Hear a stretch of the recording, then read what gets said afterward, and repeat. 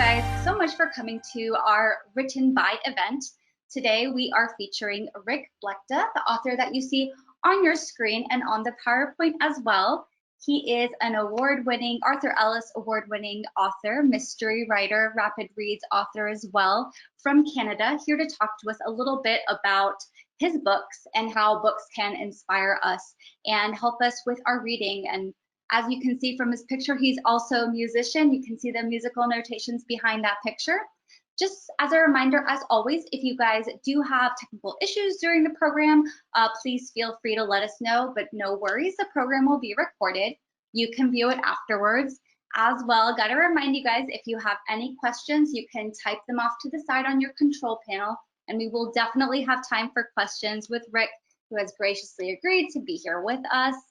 And I believe that's it, except for the brief survey. We do hope you guys fill out afterwards. That helps us know how we're doing, how we can improve, whether you enjoyed it or not. So without further ado, let's go ahead and get started. So we have an author shout out instead of our usual book shout outs for the Written By events, because we want to highlight all of our authors' wonderful works. You can find some of Rick's books in our library catalog. You can get them physically and you can check them out, as well as you can check them out on Hoopla, which is our digital collection. And one of the books that you see on the screen right here is called The Fallen One. That is our November Adult Book Club book pick, which we'll talk about briefly. And Rick, what do you have to say about these books? Is there anything that you'd like to share with everyone before we move on to talk about The Fallen One?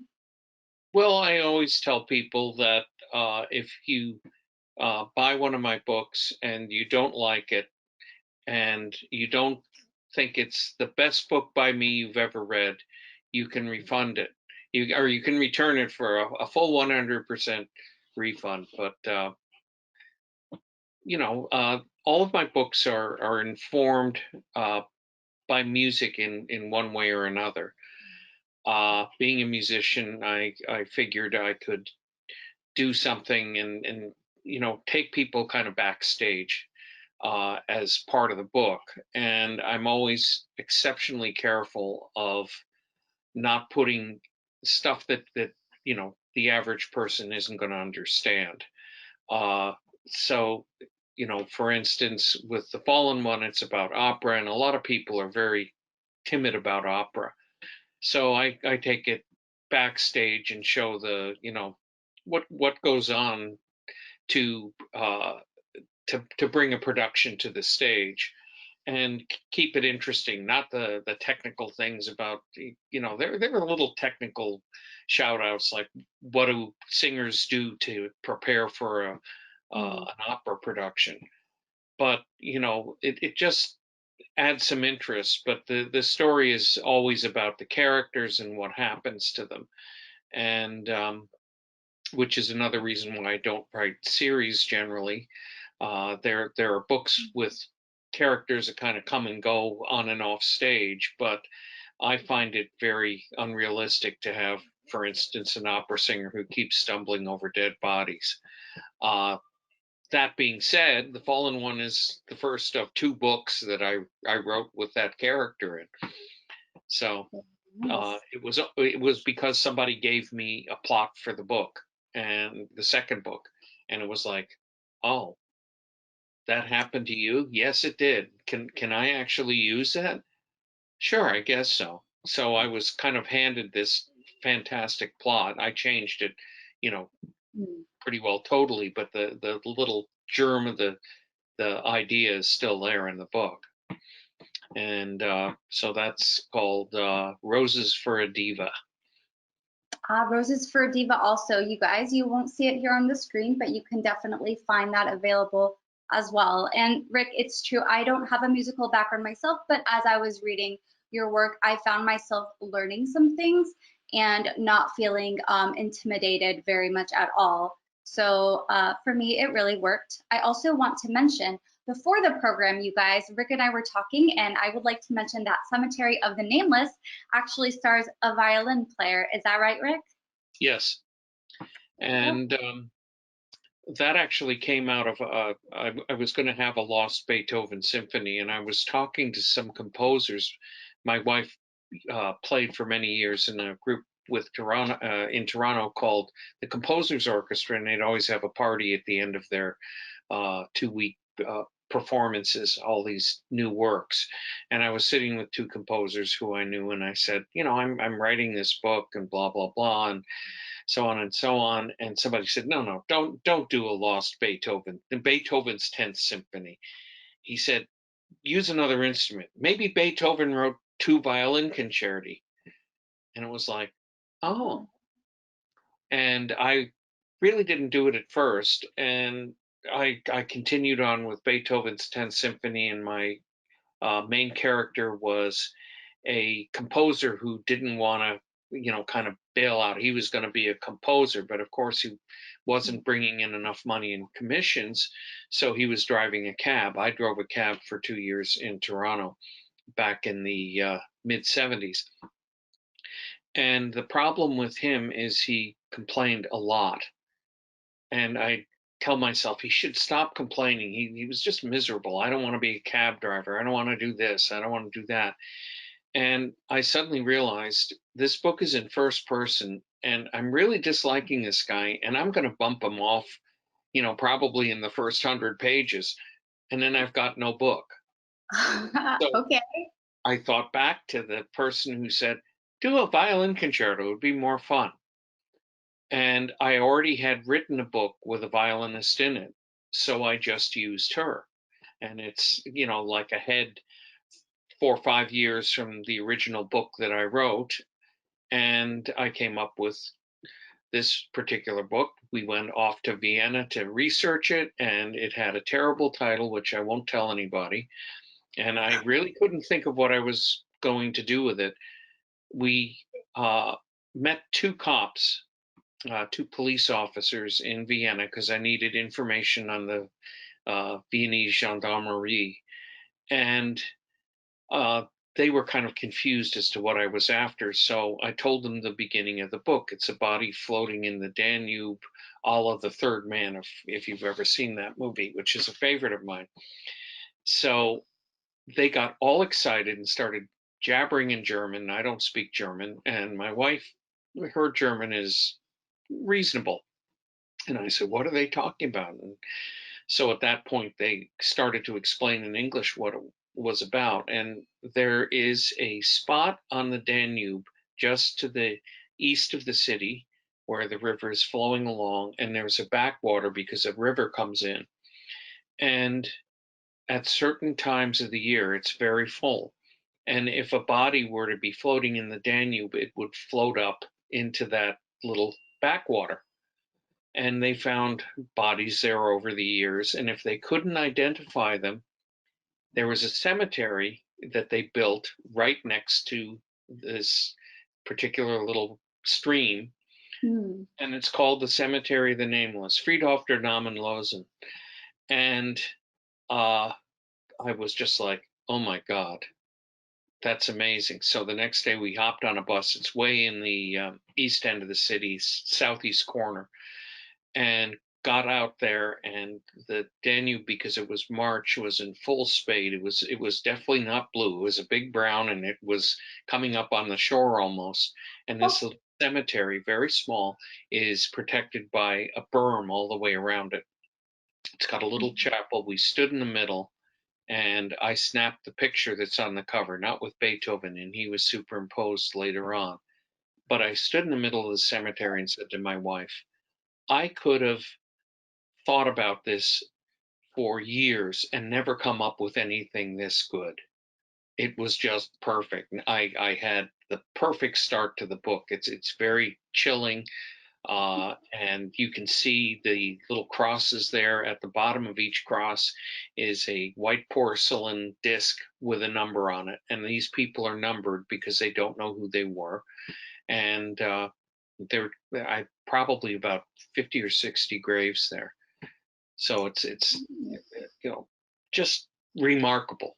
It was one of those happenstances that you know just it makes it so much fun to write a book because you just hit something and it's like, wow, this is amazing.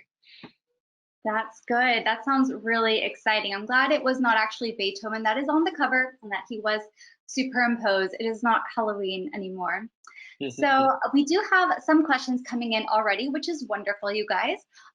Before we move on a little bit to talk just for one more minute about The Fallen One, since it is our book club book, and I hope you guys join us, I do want to draw your attention to the rapid reads designation that you see on orchestrated murder, because Rick will tell us a little bit more about rapid reads and how that can support. I know some of you guys are maybe English as a second language, or maybe you teach English as a second language students as part of the library program, Hillsborough Literacy Council. So we will briefly talk about that. Just wanted to draw your attention to those rapid reads. But first, The Fallen One, which is a lovely book that I finished last week as part of our book club meeting November 19th at 6:30. You guys still have time to join us. Marta Hendricks, an opera singer, learns of her husband's death in a house fire while she's on stage at the Metropolitan Opera in New York City, and 2 years later, she's finally able to resume her career. But one day, when she's caught in a sudden downpour and dashes to a subway station for shelter, she spots someone doing the same thing. It is her husband. Marta's afraid she is losing her mind, or did she actually see him? So I thought this was suspenseful, compelling, and fast-paced, and I thought maybe it would be really nice, Rick, if you told us a little nugget of information about this book to delight our readers. We have some very dear friends who have a log home. You can see it on the upper right. That was built, I think, in 1832, and it's been inhabited since then. They bought it from the woman who died in it and was born in it. It was part of a dairy farm. And you can see the barn down beneath it, and you see a brand new house to the left. I needed an opening to the book. This is where the husband died. The new house wasn't built yet. I actually burned it down before it was built because they were planning on doing this. And this is where he was a carpenter and he was working there and died in a fire when there was an accident. He was working alone. Marta met him because he came to fix the doors on that barn you see in the lower right corner, and wound up staying the night with him, and they hit it off and got married. What's really interesting is our good friend hasn't quite forgiven me for burning down her new house. Yes, Rick. I hope that was an accident, or was it part of the research for the burning that happens of the house in the first few pages of the book? Well, No. it wasn't there at the time. It was just stakes in the ground. But I thought this is just too perfect because I wanted the opera singer is a bit quirky, and she I wouldn't call her a misanthrope, but she likes her solitude. So she was living there alone. That was her family's kind of summer cottage, much like it was for this particular friend of ours. Um, and actually, they're a very well-known Canadian family, and I don't want to give the name away because she wouldn't be happy about that. What's also interesting is this is in a very tiny township north of Perth, Ontario, and it was designated as, I don't even think it ever had a store, but it could have turned into a town. Oddly enough, the town is called Lammermoor, as in Lucia de Lammermoor, the famous opera. So it all just it just kind of, like Cemetery of the Nameless, it just kind of came together, and anybody who's been to that cottage immediately recognizes the log home and the barn, and now they have the new home to look at. So Very nice. it was kind of fun, and actually I wrote that part of the book in the log home on that little porch. That was kind of the back entrance, and it was a lovely place to write during the day. Lots of birds around, and they have a kind of, we call it their lake that they dug. They have a stream going through, and they just kind of dug out, and they have a little pond there now, and deer, and there was a beaver that summer that they had to get rid of because he was damming things up. And, just a perfect place to write during the summer. That is lovely. Thank you so much, Rick. That really helps bring the setting to life for me. And I know for the book club attendees who are here, hey guys, we do have one question that we definitely want to get to. And there are some more questions coming in too. Feel free to type them, you guys. We'll read them out loud to Rick and he will do his best to answer them in the time that we have. But Rick, could you tell us a little bit about these rapid read books that you're also involved in? What is that? How did you come to be a part of it? And what do you have to say about people who maybe have never read those books before? It's a very interesting concept. They're done by a publisher in BC in Victoria called Orca Books. And Orca does a lot of children's books, and they came up with this idea of doing novellas for people who they're challenged as far as reading goes, or ESL people. But they also at the same time want them to be readable by somebody who has excellent reading skills. So for instance, you go to the doctor and the doctor makes you wait for an hour. You could probably, if you're a good reader, you could probably read the book in an hour.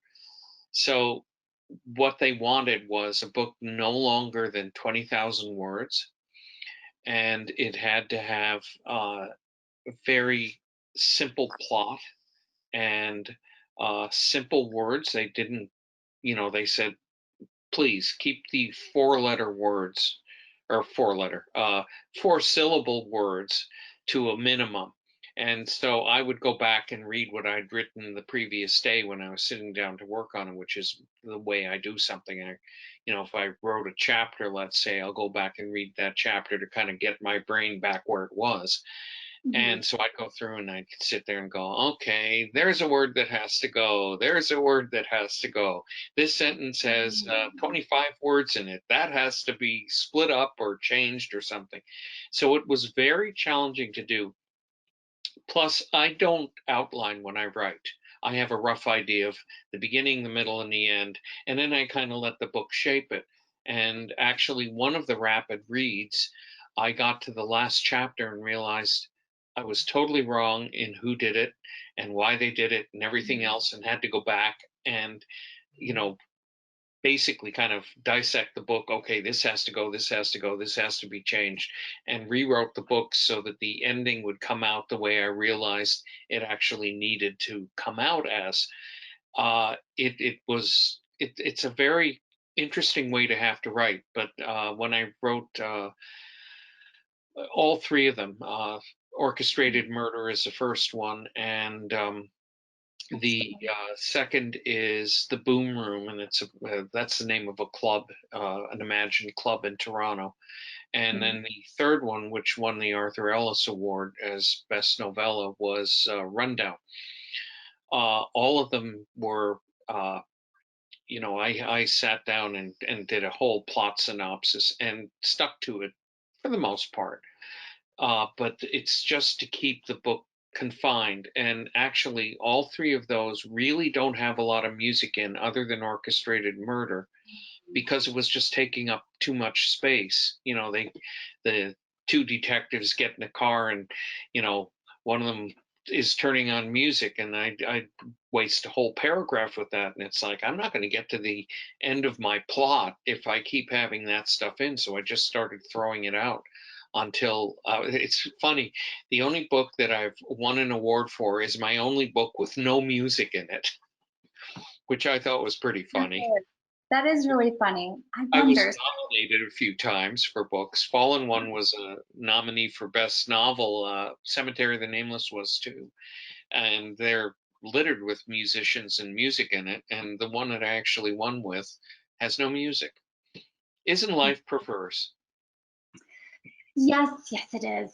But that is interesting about the rapid reads. And I think for one, before I started to work at the library, I didn't really know what rapid reads were. So I'm sure that some of our attendees didn't know about this designation, but Orca Books does have that rapid reads designation. We have a lot of them in our catalog. online or the physical books. So if you are looking for a book that you want to read quickly, perhaps check those out. Or if you are a tutor with the library teaching ESL learners who are adults, or adults who are not quite so proficient in reading, definitely check out the Rapid Reads and just check out these books by Rick. They're so fun. I've had a lot of fun with the fall one. Maybe you guys can join us. And that does bring us to our first question, Rick, if you're ready. Sure. So Len's asking, how closely do your characters relate to people you either played with or encountered in your life?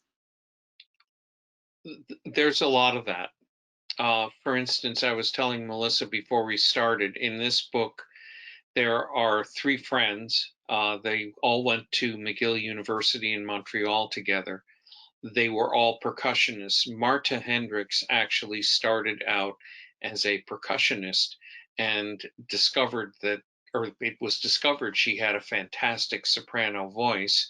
And so she decided to concentrate on singing and became a pretty famous, kind of a second tier opera singer for various reasons. And part of the book is about why she is considered second tier and not first tier.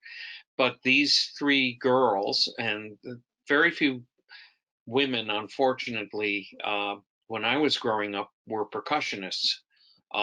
They girls didn't play drums, and I actually, when I was teaching band, I had girls say, "I don't want to be a drummer. It's not a girl's instrument." I said, "Oh, I didn't know that there were girls' instruments and boys' instruments." In any event, I wound up one year in one of my bands with three girls playing percussion, and they had more personality than was good for them. They were hilarious and they were really good. And I just, loved them to pieces. I'd love to have a class filled with people that were that connected and that turned on and that clever. They were very, very funny. And a lot of times I'd have to say, okay, that's enough, back off. But they decided to call themselves, because the guys were all angry that there were no guys in the percussion section. We're talking grade 6 and 7, where this is a big deal for them. They started calling themselves Chicks with Sticks.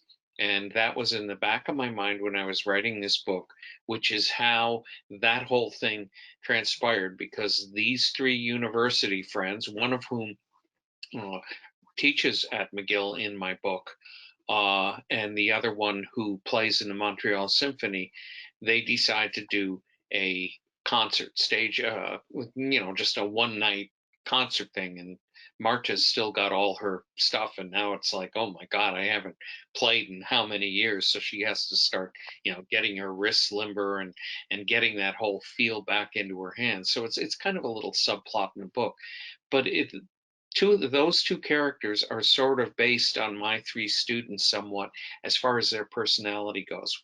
One of them was deadly serious, and then she'd open her mouth and say something that was absolutely hilarious. So I wrote that into the character.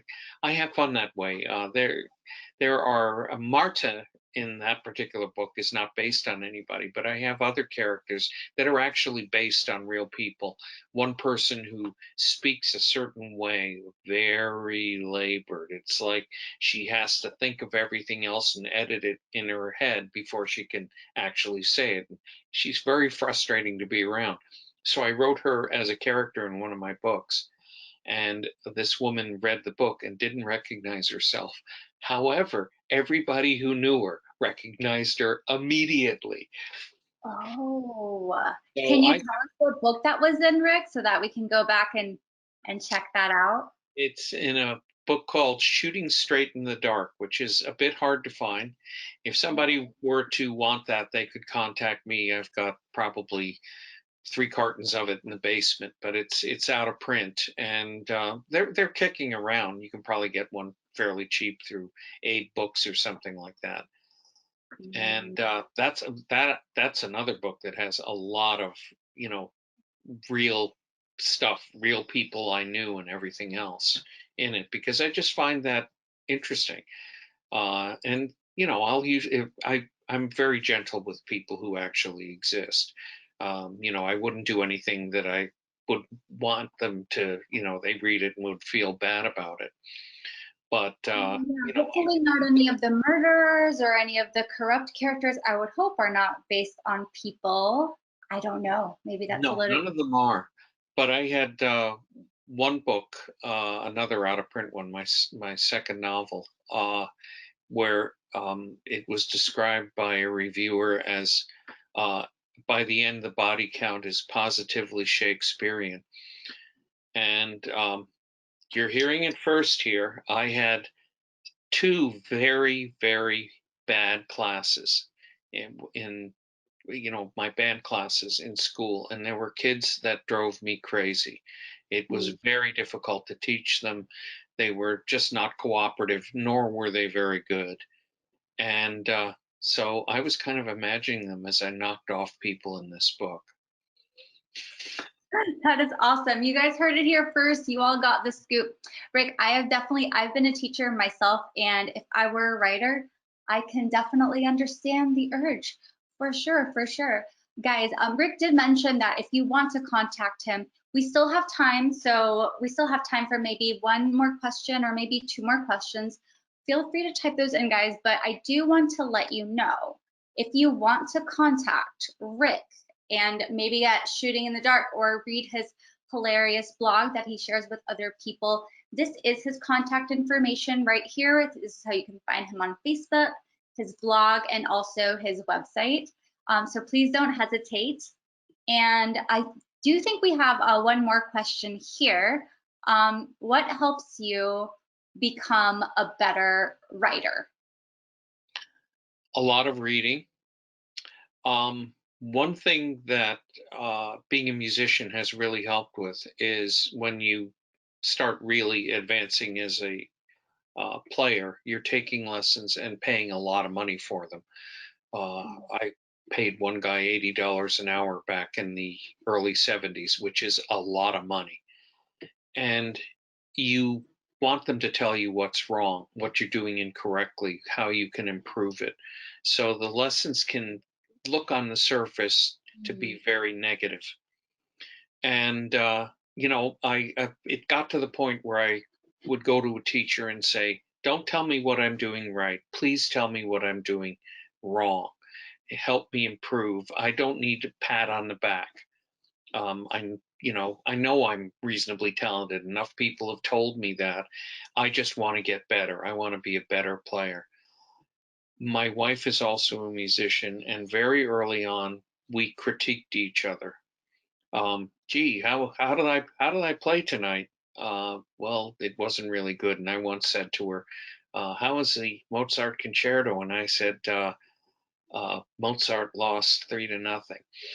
And it was not her best playing. So we learned to deal with the fact that we were being put down Mm. technically. And so my wife is the first eyes on any book I have.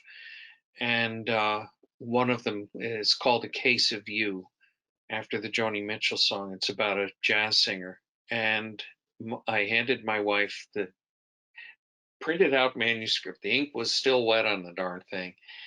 She read for about 20 seconds and turned to me and said, "Do you really want to start your book like that?"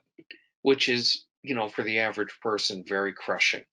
And it was Mm. just like I had a bad moment with that. I didn't yell at her or anything. I knew she was giving me her honest appraisal. She's not a cruel person. She Sure. just wants me to be as good as I can, as much as I want to be as good as I can. And so you have to be willing to listen. You have to be willing to be wrong, and that improves your reading or your writing. And I was going to say, reading your book out loud. I don't send off anything to a publisher or to my agent until I've read it all the way through out loud. It's amazing how many times you go, "Boy, is that awkward." On a page, it looks okay, but when you actually, I'm talking mostly dialogue here, when you actually say it, it's like nobody would say it like that. What are you, an idiot? And you sit down and you adjust it and then you say it again. Yeah, that's working a lot better. because dialogue is a big part in any book, and it's more important now than it was, say, 100 years ago. There was a lot more descriptive stuff. Now it's just, rapid fire dialogue, and you want it to be really zippy, and you want it to make sense, obviously, and tell people what they need to know.